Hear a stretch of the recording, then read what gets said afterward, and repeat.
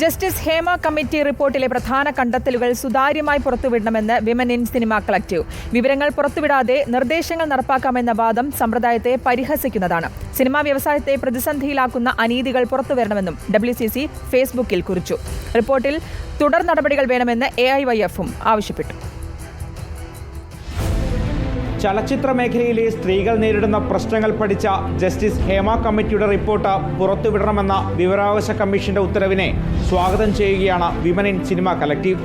എന്നാൽ റിപ്പോർട്ട് ഇതുവരെ പുറത്തുവിടാതിരുന്ന സർക്കാർ നിലപാടിനെ WCC വിമർശിക്കുന്നു. കണ്ടെത്തലുകൾ പുറത്തുവിടാതെ നിർദ്ദേശങ്ങൾ നടപ്പിലാക്കാമെന്ന വാദം സിസ്റ്റത്തോടുള്ള പരിഹാസമാണ്.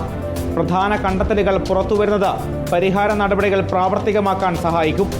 തുറന്നുപറച്ചിലുകൾ നടത്തിയവരെ സംരക്ഷിച്ചുകൊണ്ട് നിർദ്ദേശങ്ങൾ നടപ്പിലാക്കണം. സിനിമാ മേഖലയിൽ സ്ത്രീകൾ അനുഭവിക്കുന്ന വിവേചനങ്ങൾ അവസാനിപ്പിക്കാൻ WCC നൽകിയ നിർദ്ദേശങ്ങൾ പരിഗണിക്കണമെന്നും ഫേസ്ബുക്ക് പോസ്റ്റിൽ പറയുന്നു. നടിയെ ആക്രമിച്ച സംഭവത്തിന് പിന്നാലെ 2017 WCC നൽകിയ നിവേദനം കൂടി പരിഗണിച്ചാണ് സർക്കാർ ജസ്റ്റിസ് ഹേമ കമ്മിറ്റി രൂപീകരിച്ചത്.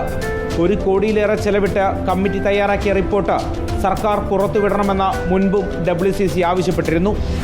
ഹേമ കമ്മിറ്റി റിപ്പോർട്ടിൽ തുടർ നടപടികൾ വേണമെന്ന് AIYF-ഉം ആവശ്യപ്പെട്ടു.